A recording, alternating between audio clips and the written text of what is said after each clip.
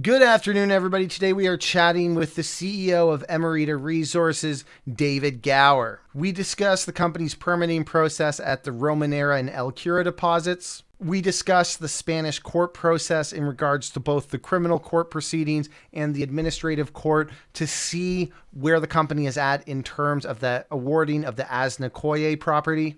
And lastly, we get into David's general thoughts in regard to the commodity market and the potential for commodity supercycle. If you're watching out there in YouTube land, please like, comment, and subscribe. We appreciate all the support we can get.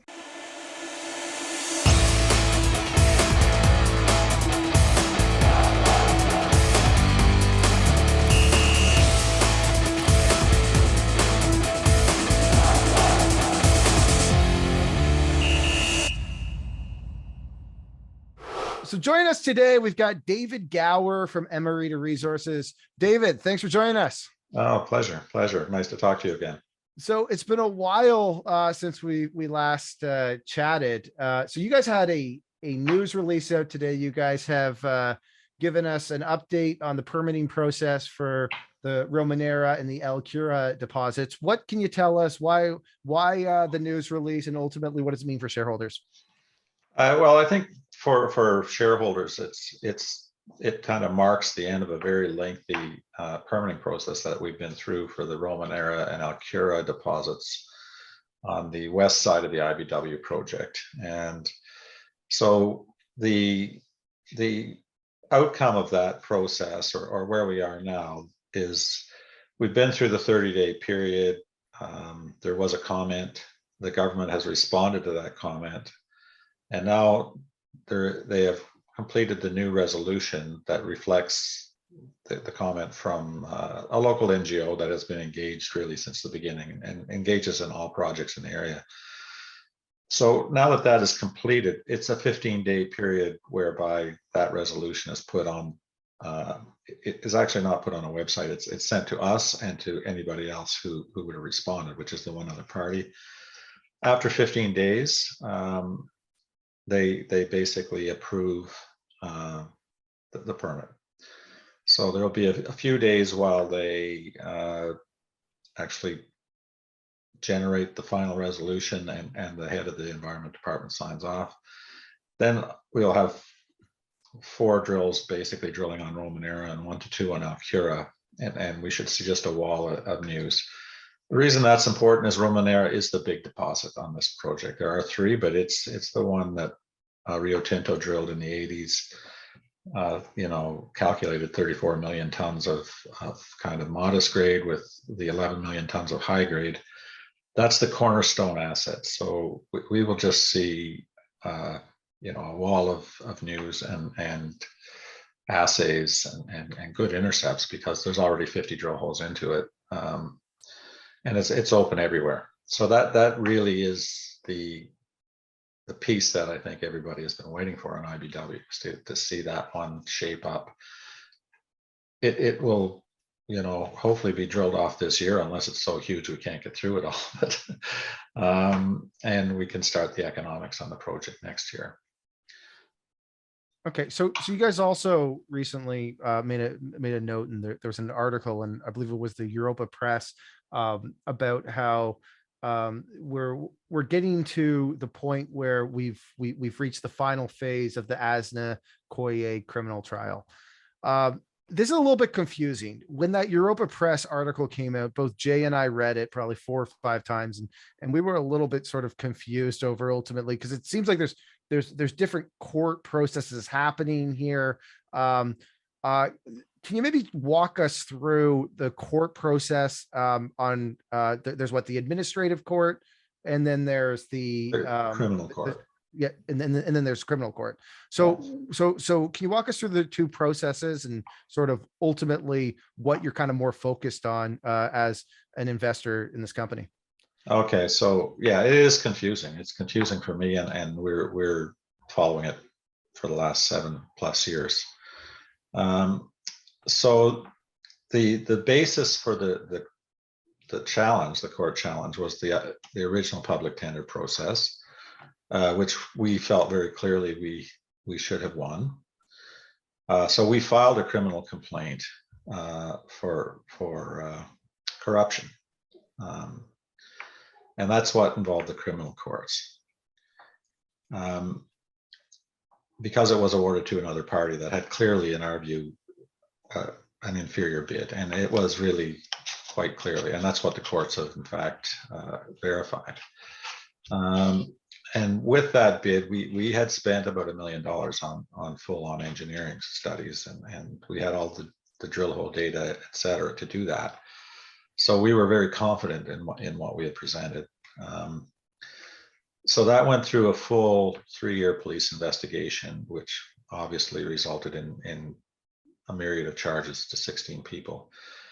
The important part of that is if there's a commission of a crime in Spain and awarding a public tender, that bid must be disqualified. And we were the only other qualified bidder. So that's why it's been a lengthy but well worthwhile fight. So the criminal courts are the senior court in this system. So there are 2 court systems, the criminal and the administrative. And the criminal courts deal with the actual criminal charges related to the corruption. So the fraud, the prevarication charges, the other influence peddling charges, et cetera.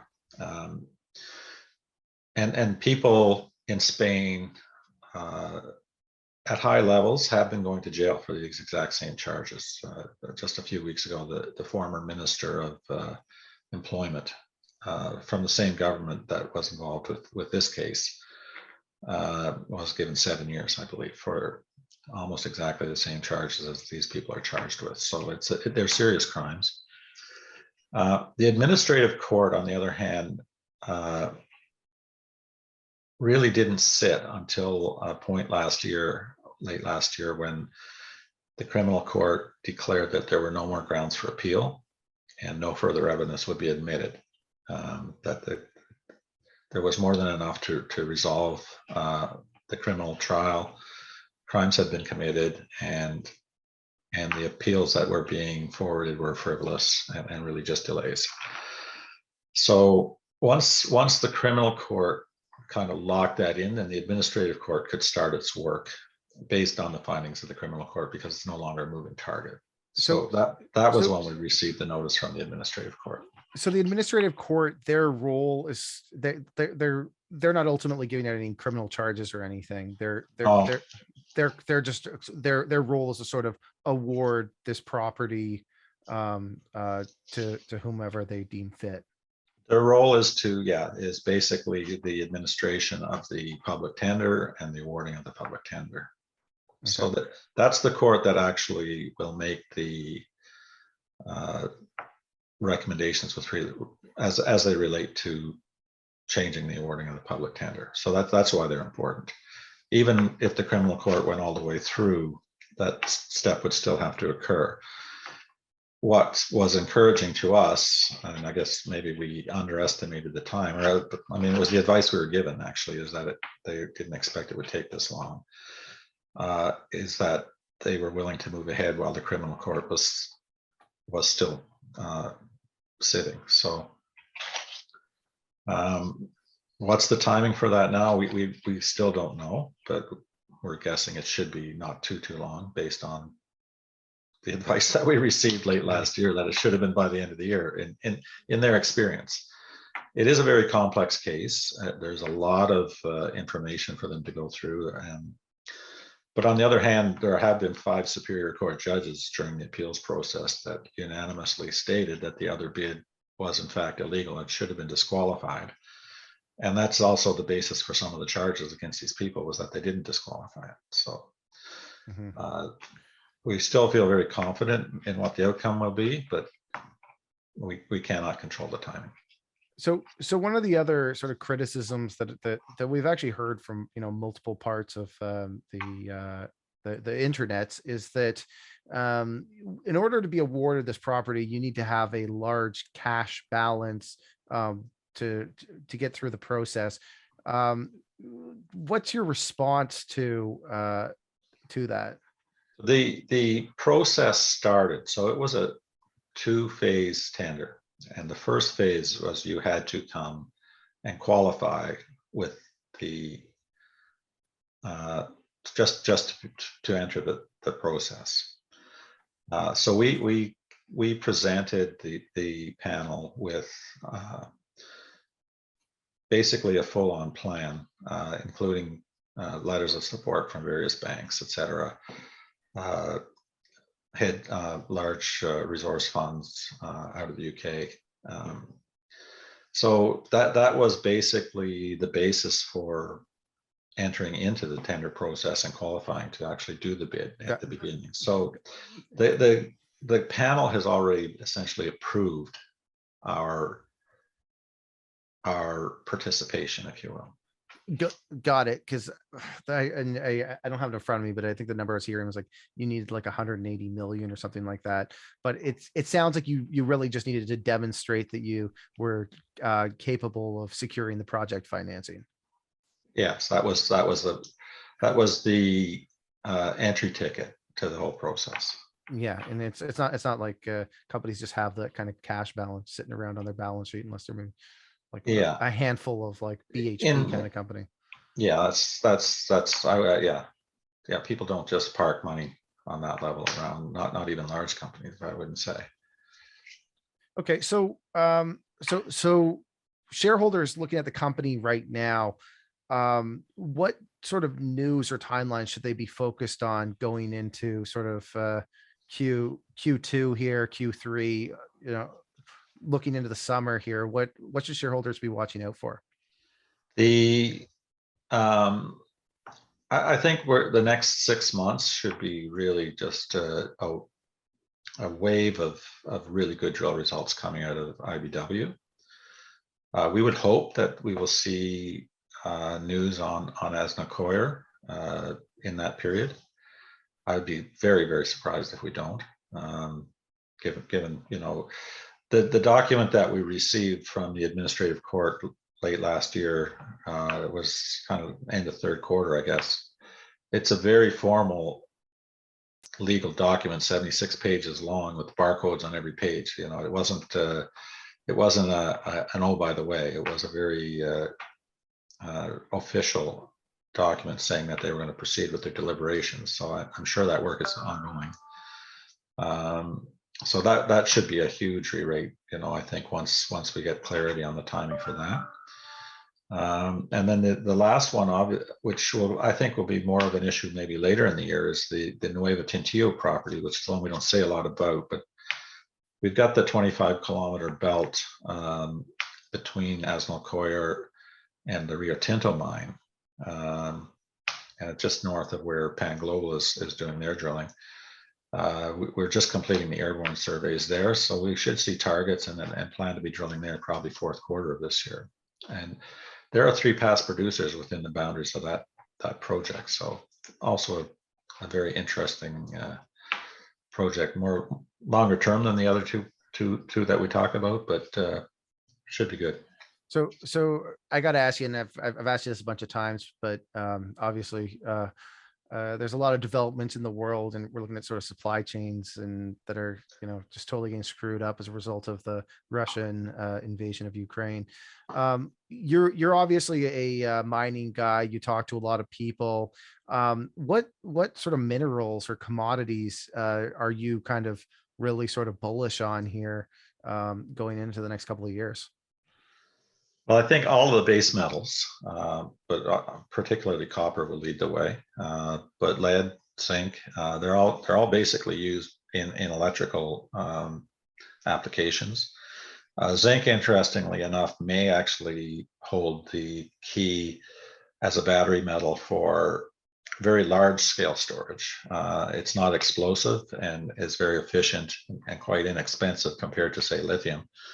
And that would be on a scale for wind farms and things like that, as opposed to trying to fit it into a vehicle. Obviously, I think lithium is going to be hot for quite a long time. I mean, given where we're going with the whole mobile fleet in the world, and certainly the Western world, that's going to be a bottleneck for quite some time. Nickel is going to be another one that there's a lot of nickel in the world, but a lot of it is in a form that's not really compatible with battery applications. It's good for construction. A lot of the laterite produced nickel is not going to make it. It doesn't lend itself to the purity that you need for battery applications. And nickel sulfide deposits, people that are having success with developing those are going to do very well, I would think. It was I may be pronouncing it wrong because I've only read it, but Chen Jin, who was obviously caught in the big nickel squeeze on the LME.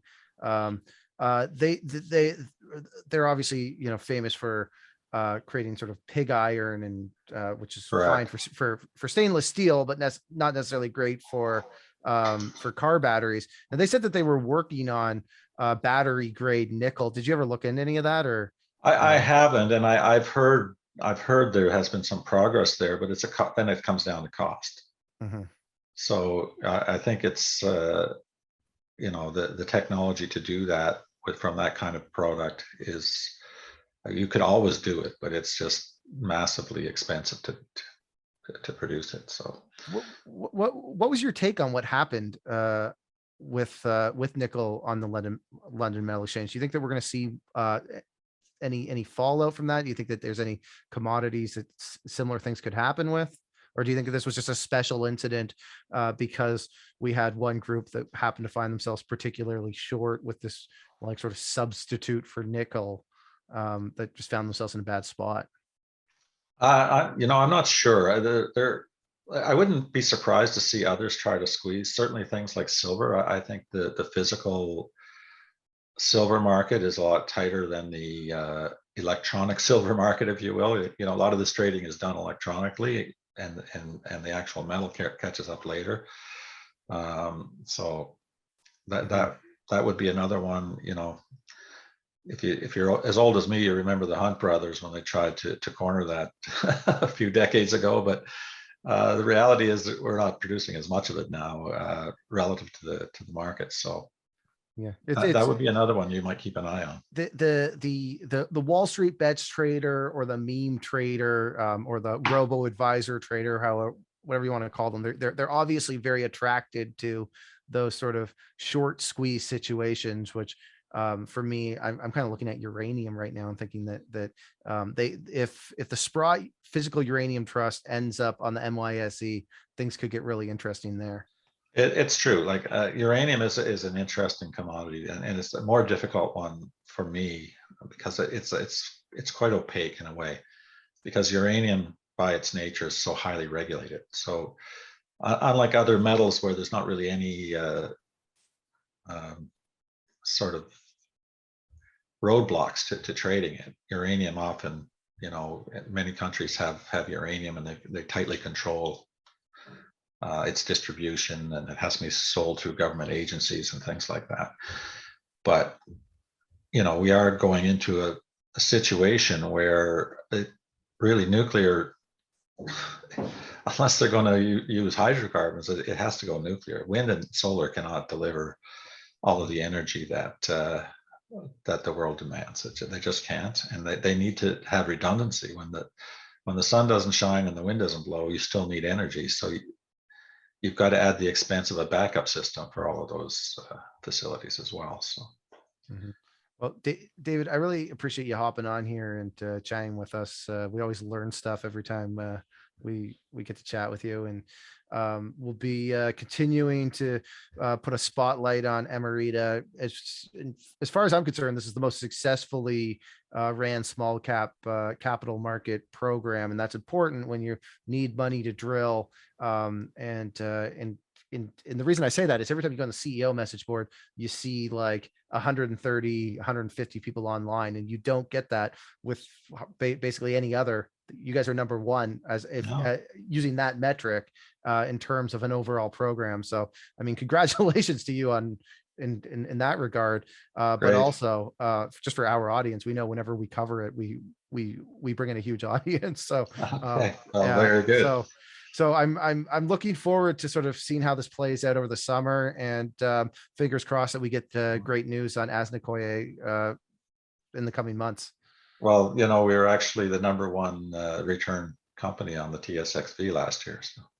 Yeah, I would expect that you guys have probably changed a lot of lives with the returns. Even Yeah. ourselves included, we've done exceptionally well getting to work with EMO, and we actually bought a whole whackload of it around 20 cents. So we're very happy. Good stuff. I appreciate your support. Thanks for watching, everybody. We appreciate all the support. Please like, comment, and subscribe so we build our audience and continue to bring you some more great Canadian venture and junior mining content. Thank you, everybody.